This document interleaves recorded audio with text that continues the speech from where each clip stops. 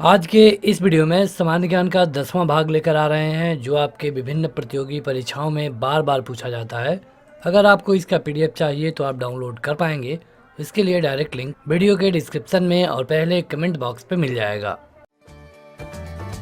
इस वीडियो को लाइक करने के साथ चैनल को जरूर सब्सक्राइब करें। उसके बाद बेल आइकन दबाएं, उसमें ऑल सेलेक्ट करें इसी तरह की बेहतरीन वीडियो सबसे पहले पाने के लिए।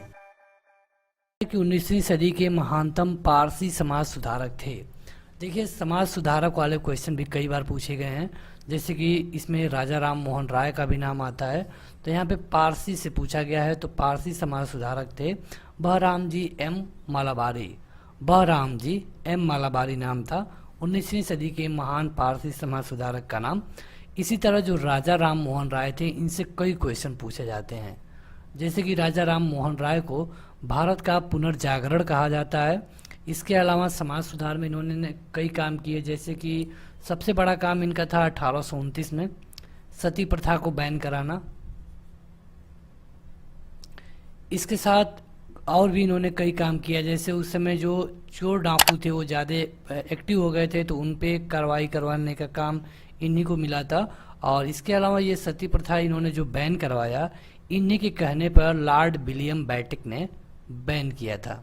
लॉर्ड विलियम बेटिक ने। तो ये क्वेश्चन कई बार पूछा गया है। भारत का प्रथम आधुनिक व्यक्ति माना जाता है किसको, मतलब वही पुनर्जागरण, तो ये थे राजा राम मोहन राय। इनसे एक क्वेश्चन पक्का पूछा जाएगा। 1829 में सती प्रथा को बैन कराए थे। और उस समय गवर्नर जनरल कौन था, तो लॉर्ड विलियम बेटिक। यहाँ पे हम लिख देते हैं लॉर्ड विलियम बेटिक था गवर्नर जनरल। अगला है कि भारत के राष्ट्रपतियों में से कौन ट्रेड यूनियन आंदोलन से संबंधित रहा, तो ये हैं बीबी गिरी, जो भी भारत के राष्ट्रपति हुए हैं। और राष्ट्रपति बनने के लिए कम से कम कितनी साल उम्र होनी चाहिए, 35 साल, 35 ईयर।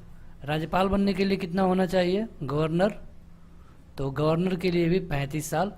राज्यसभा के लिए कितनी होनी चाहिए, 30 साल। लोकसभा के लिए कितनी होनी चाहिए, 25 साल। मतदान देने के लिए कितनी होनी चाहिए, अगर हम कहें कि 21 साल तो नहीं, सही उत्तर है 18 साल। और ये कब किया गया, 21 साल से 18 साल, ये किया गया था 1989 में। कौन सा संविधान संशोधन किया गया, 61वां। तो ये क्वेश्चन, कई क्वेश्चन हो जाते हैं यहाँ पे। अगला है कि बारदोली सत्याग्रह जो कि 1928 में हुआ, इसका नेतृत्व किसने किया, तो ये किया गया था वल्लभ भाई पटेल के द्वारा। और यहीं पे इनको सरदार की उपाधि मिली। सरदार की जो इनको उपाधि मिली थी वल्लभ भाई पटेल को, सरदार की, ये इनको मिली थी बारदोली के सत्याग्रह में। जो बारदोली की महिलाएं थी, उन्होंने इसी सत्याग्रह के दौरान इनको सरदार कहा और तभी से इनको सरदार कहा जाने लगा। तो इस तरह जो उपनाम या फिर जो जैसे उनको नाम बाद में मिलता है, इस तरह के क्वेश्चन कई बार पूछे गए हैं। जैसे गांधी जी को महात्मा कहा गया और इस तरह के कई और क्वेश्चन पूछे जाते हैं। जैसे सुभाष चंद्र बोस को नेताजी कहा गया। तो चलिए आपसे क्वेश्चन पूछते हैं, आप उसका उत्तर कमेंट करके बताइएगा। क्वेश्चन है कि गुरुदेव किसको कहा जाता है, या फिर एक और दे देते हैं ताकि आपको आसान हो जाए, या फिर विश्व कवि। गुरुदेव या विश्व कवि किस व्यक्ति का उपनाम है, भारत के महान व्यक्ति थे ये, तो आपको बताना है गुरुदेव या फिर विश्व कवि किस व्यक्ति के उपनाम है या फिर किस व्यक्ति के आगे लगाए जाते हैं। अगला है कि राधा स्वामी सत्संग के संस्थापक कौन थे। राधा स्वामी सत्संग आज भी चलता है, इसका मतलब कि अगर केंद्र देखेंगे तो मुंबई में ज़्यादा है। तो इसके संस्थापक थे शिवदयाल साहब। फारसी साप्ताहिक, मतलब जो फारसी भाषा में था, नाम था मिरात उल अखबार, को प्रकाशित करने वाले कौन थे, तो ये थे राजा राम मोहन राय। और जब भी राजा राम मोहन राय का नाम आएगा, आप सती प्रथा को मत भूलिएगा। सती प्रथा 1829 में हुआ था। लॉर्ड विलियम बेटिक ने सती प्रथा को बैन किया था। अगला है कि बाल विवाह प्रथा को नियंत्रित करने हेतु 1872 में सिविल मैरिज एक्ट लाया गया था। और इसमें लड़कियों की न्यूनतम उम्र सीमा क्या रखी गई थी, तो ये रखी गई थी 14 साल। देखिए, होता क्या था कि 2829 इस समय सती प्रथा को बैन किया गया। तो इस समय केवल यही एक बुराई नहीं थी समाज में, इसके अलावा जैसे बाल विवाह हो जाता था, तो लॉर्ड विलियम बेटिक ने सती प्रथा को तो बैन कर दिया, लेकिन जो जो मतलब बाल विवाह था ये अभी भी बैन नहीं हुआ था। तो इसको बैन करने के लिए, क्योंकि जब बच्चे छोटे होते थे केवल 2 साल 3 साल की, तभी उनकी शादी कर दी जाती थी। तो इसके लिए एक एक्ट लाया गया, नाम था सिविल मैरिज एक्ट। कब लाया गया? 1872 में। और उसमें ये फिक्स किया गया कि जैसे लड़कियों की न्यूनतम उम्र 14 साल हो सकती है, अगर इससे कम उम्र की लड़की की आप शादी करते हैं तो वो गैर कानूनी होगा। जैसे जो इस समय 18 साल है उसको जो सिविल मैरिज एक्ट लाया गया था उसमें 14 साल किया गया था। 1872 से एक चीज आप और याद रख सकते हैं, 1872 में ही सबसे पहले जनगणना की काउंटिंग शुरू की गई थी। अगला है कि अलीगढ़ मुस्लिम विश्वविद्यालय की स्थापना किसने की? तो ये किया गया था सैयद अहमद खान के द्वारा। सर सैयद अहमद खान इनको हम कहते हैं। और किसे आधुनिक भारत का जनक कहते हैं? तो राजा राम मोहन राय को। भारतीय राष्ट्रवाद का जनक, तो ये भी हम कहते हैं राजा राम मोहन राय को। कन्याकुमारी का रॉक मेमोरियल किसके लिए समर्पित है? मतलब कि जो कन्याकुमारी का रॉक मेमोरियल है किसके नाम पे बनाया गया है?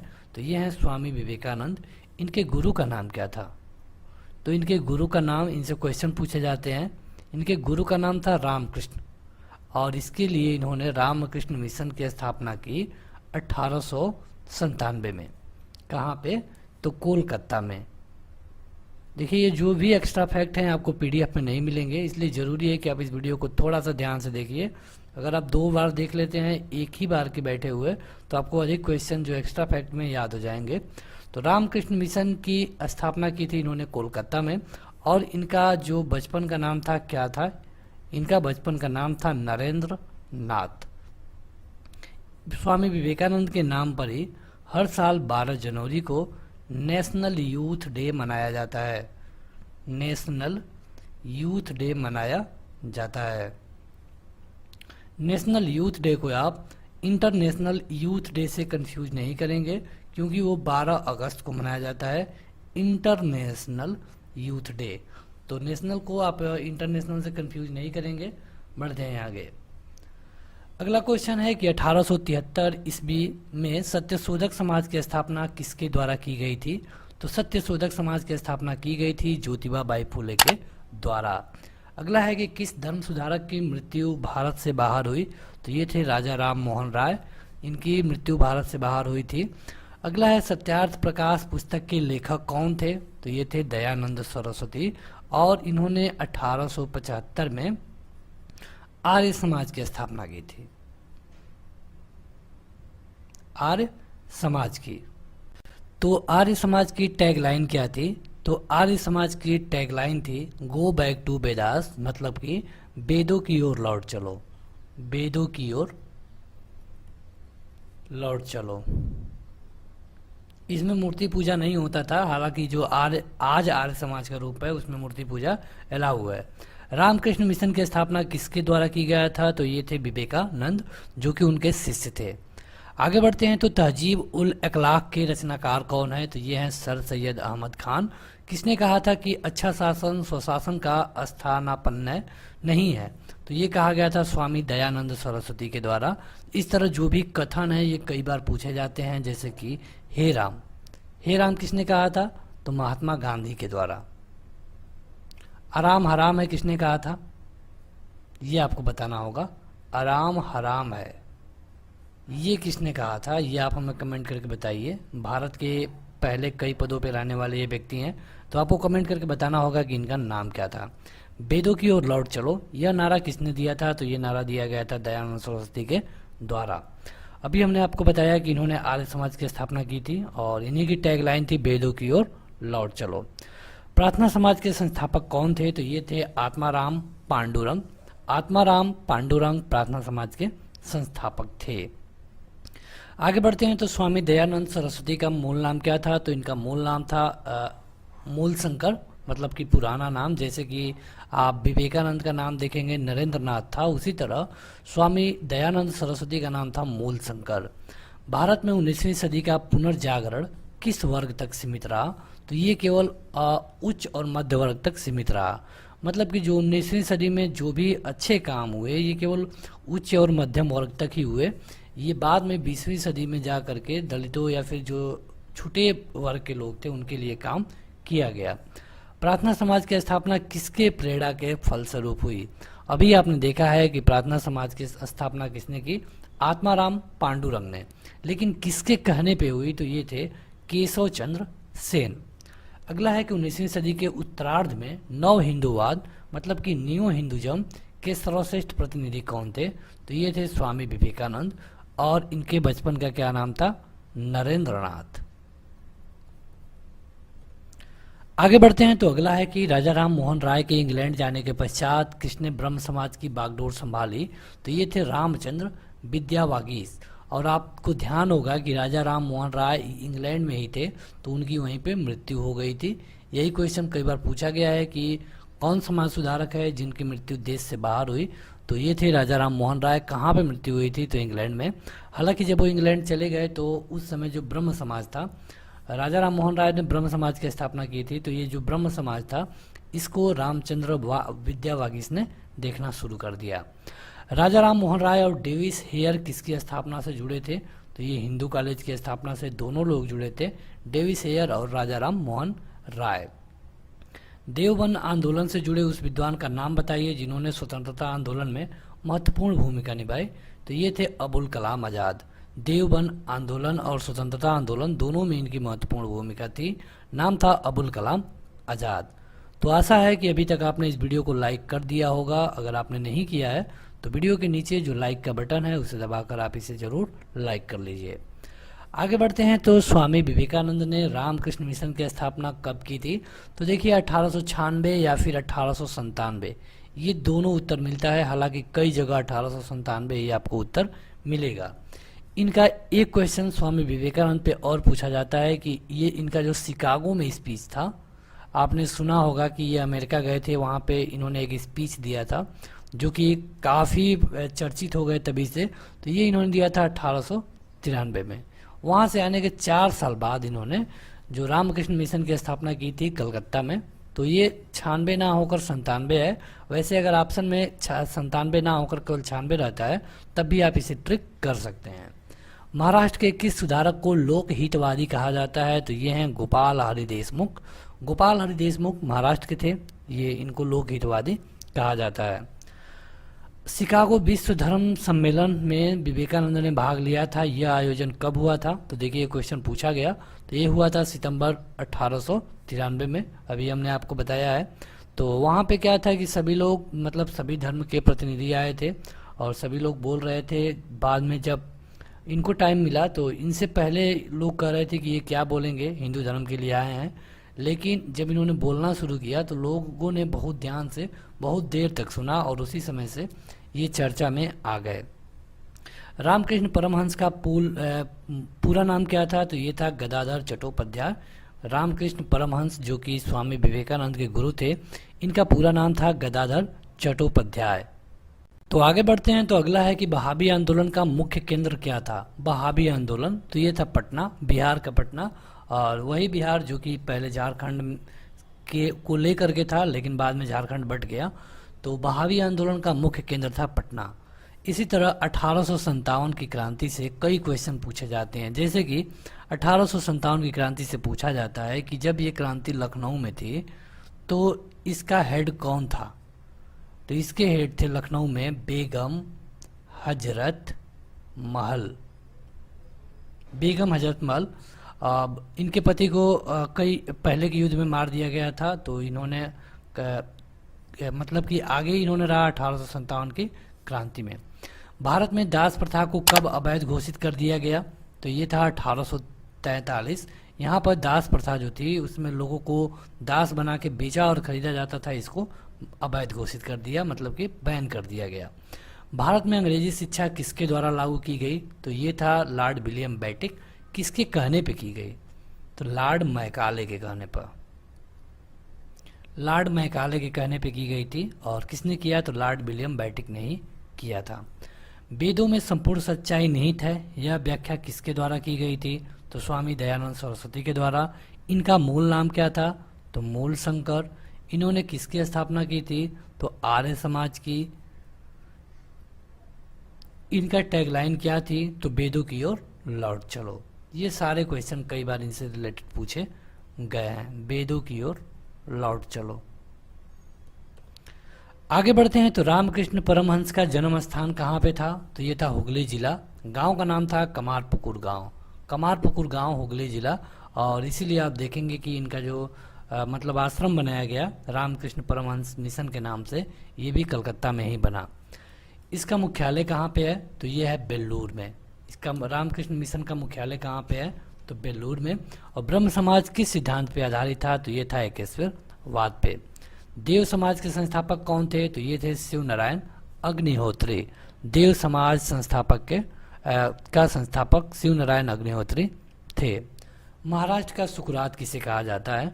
ये थे महादेव गोविंद रानाडे। इनको सुकरात कहा जाता है महाराष्ट्र का। स्वामी विवेकानंद किस स्थान पे हुए धार्मिक सम्मेलन में प्रसिद्ध हुए थे? तो ये था शिकागो। ईयर भी आपसे पूछा जाता है 1893। अगर मंथ पूछ लिया जाए तो मंथ था सितंबर। राजा राम मोहन राय ने अपने असाधारण काम की खातिर भारतीय इतिहास में अपनी पहचान बनाई। उनका मुख्य काम इस दिशा में था। तो इनका मुख्य काम था समाज सुधार, और इन्होंने ब्रह्म समाज की स्थापना भी की। इनकी मृत्यु इंग्लैंड में हुई थी। और इन्होंने हिंदू कॉलेज की स्थापना की। कई काम इन्होंने किए, जैसे सबसे बड़ा काम था सती प्रथा को बैन कराना। उस समय जो व्यापारी थे वो जब कहीं जाते थे, जैसे कि उस समय यात्रा के वही साधन थे बैलगाड़ी, तो जब भी कहीं जाते थे बैलगाड़ी से व्यापारी सामान लेकर, तो जहाँ रात हो जाती थी रुकते थे, वहाँ पे चोर डाकुओं का प्रकोप बहुत ज़्यादा था। तो इन्हीं के समय पे डाकुओं पर भी कार्रवाई की गई थी। आगे है कि किस व्यक्ति ने सबसे पहले स्वराज शब्द का प्रयोग किया और हिंदी को राष्ट्रभाषा माना? तो ये थे स्वामी दयानंद सरस्वती। इन्होंने आर्य समाज की स्थापना की। इनका पूरा नाम मूल शंकर था। और इन्होंने कहा था कि वेदों की ओर लौट चलो। किस वर्ग को सबसे पहले पश्चिमी सभ्यता ने प्रभावित किया? तो जो शिक्षित लोग थे वही लोग सबसे पहले पश्चिमी सभ्यता से प्रभावित हुए। पश्चिमी सभ्यता का मतलब क्या समझते हैं? जो अमेरिका में होता है वो हम भी कर रहे हैं, ये है पश्चिमी सभ्यता। जैसे वहाँ पे लोग बर्गर खाते हैं, इस तरह इंडिया में भी बर्गर चलने लगा। तो ये सबसे पहले किसको प्रभावित किया भारत में? तो जो शिक्षित थे, क्योंकि जो शिक्षित होगा उसी को पता होगा कि वहाँ पे क्या चल रहा है। आगे बढ़ते हैं तो MC सीतलवाड़, VN राव और अल्लादी कृष्ण स्वामी अय्यर प्रख्यात सदस्य थे किसके? तो ये थे मद्रास लेबर यूनियन के। आगे बढ़ते हैं तो अहमदिया या फिर कादियानी आंदोलन कहा जाता है। ये हुआ था 1889-90 में। ये किसने शुरू किया था? ये शुरू किया गया था मिर्जा गुलाम अहमद के द्वारा। किसने विवेकानंद को आधुनिक राष्ट्रीय आंदोलन का आध्यात्मिक पिता की संज्ञा दी? तो ये कहा गया था सुभाष चंद्र बोस के द्वारा विवेकानंद को आधुनिक राष्ट्रीय आंदोलन के आध्यात्मिक पिता। भारतीय पुनर्जागरण आंदोलन के पिता कौन थे? तो ये थे राजा राम मोहन राय। और किस संगठन ने शुद्धि आंदोलन का समर्थन किया? तो ये था आर्य समाज। 1875 में स्वामी दयानंद सरस्वती के द्वारा बनाया गया था। वेदों की ओर लौट चलो इनकी टैग लाइन थी। आगे बढ़ते हैं तो वायकोम सत्याग्रह जो कि 1924-25 में चलाया गया था, कहाँ पे चला? तो ये चला था केरल में। 1924 से एक क्वेश्चन पूछा जाता है कि महात्मा गांधी को कब कांग्रेस का अध्यक्ष बनाया गया था? किसको? महात्मा गांधी को। तो 1924 में बनाया गया था। कहाँ पे? तो कहीं कहीं बेलगांव मिलता है, कहीं कहीं बेलग्राम मिलता है, मतलब कि आपको बेलगांव याद रखना है। महात्मा गांधी राष्ट्रीय कांग्रेस के बस एक ही बार अध्यक्ष बने थे, वो था 1924। पहली बार किस कारखाना अधिनियम में बच्चों की सुरक्षा के उपाय के प्रावधान किए गए? तो ये था भारतीय कारखाना अधिनियम 1881। चलिए आपसे दूसरा क्वेश्चन पूछ लेते हैं। आप हमें कमेंट करके बताइए गांधी जी भारत कब आए? आपको ईयर बताना है। गांधी जी भारत कब आए ये आपको कमेंट करके बताना होगा। ये आज के लिए आपका दूसरा क्वेश्चन होगा। पहली बार किस कारखाना अधिनियम के तहत महिला मजदूरों की सुरक्षा सुनिश्चित की गई? तो ये जो एक्ट आया था 1891 में आया था, भारतीय कारखाना अधिनियम था 1891 में। इसमें क्या था कि जो महिला मजदूर थी उनकी सुरक्षा के लिए भी बात की गई थी। आगे बढ़ते हैं तो वल्लभ भाई पटेल को सरदार की उपाधि उनके कुशल संगठन क्षमता के कारण किस आंदोलन के दौरान दी गई थी? तो ये था बारदोली का सत्याग्रह, हुआ था 1827 में। बारदोली के सत्याग्रह में 1927 में हुआ था। इसी समय इनको सरदार की उपाधि दी गई थी, जो बारदोली की महिलाएं थी उनके द्वारा। आगे बढ़ते हैं तो किस वायसराय के शासनकाल में पहला फैक्ट्री अधिनियम पारित किया गया? तो ये था लॉर्ड रिपन। और चलिए आपसे तीसरा क्वेश्चन पूछ लेते हैं, क्योंकि ये वीडियो खत्म होने वाली है तो हम 3 क्वेश्चन कम से कम आपसे पूछ लें। ब्रह्म समाज के संस्थापक कौन थे? ब्रह्म समाज के संस्थापक कौन थे? अगर आपने इस वीडियो को सही से देखा होगा तो आपको जरूर पता होगा। आप हमें कमेंट करके बताइए ब्रह्म समाज के संस्थापक कौन थे। पहला फैक्ट्री अधिनियम लॉर्ड रिपन के कार्यकाल में लाया गया था, जो 1881 में था। और किस प्रदेश में ब्रिटिश के विरुद्ध बिरसा मुंडा का संचालन रहा? तो ये था छोटा नागपुर। छोटा नागपुर में जो बिरसा मुंडा का संचालन रहा, किसके खिलाफ? तो ब्रिटिश गवर्नमेंट के। आगे बढ़ते हैं तो शारदा मणि कौन थी? शारदा मणि तो ये थी रामकृष्ण परमहंस की पत्नी। अब रामकृष्ण कौन थे? तो ये गुरु थे स्वामी विवेकानंद के। राजा राम मोहन राय द्वारा ब्रह्म समाज की स्थापना की गई थी, कब? 1828 में। सती प्रथा को इन्होंने कब बैन किया? 1829 में। इनके कहने पे किसने बैन किया? तो लॉर्ड विलियम बेटिक ने। लॉर्ड विलियम बेटिक ने। कूका आंदोलन किसने संगठित किया, मतलब कि किसने इसे जोड़ा, शुरू किया? तो ये शुरू किया गया था गुरु राम सिंह के द्वारा। दयानंद सरस्वती द्वारा स्थापित क्या है? तो ये है आर्य समाज। आर्य समाज की स्थापना की गई थी दयानंद सरस्वती के द्वारा। तो बस आज के इस वीडियो में इतना ही। आप इस वीडियो को लाइक करने के साथ अपने दोस्तों में जरूर शेयर करिए। इस वीडियो में हमने 3 क्वेश्चन पूछा है, आप उसका उत्तर कमेंट करके जरूर बताएं और इसका PDF डाउनलोड कर सकते हैं। लिंक इस वीडियो के डिस्क्रिप्शन में दिया जा चुका है।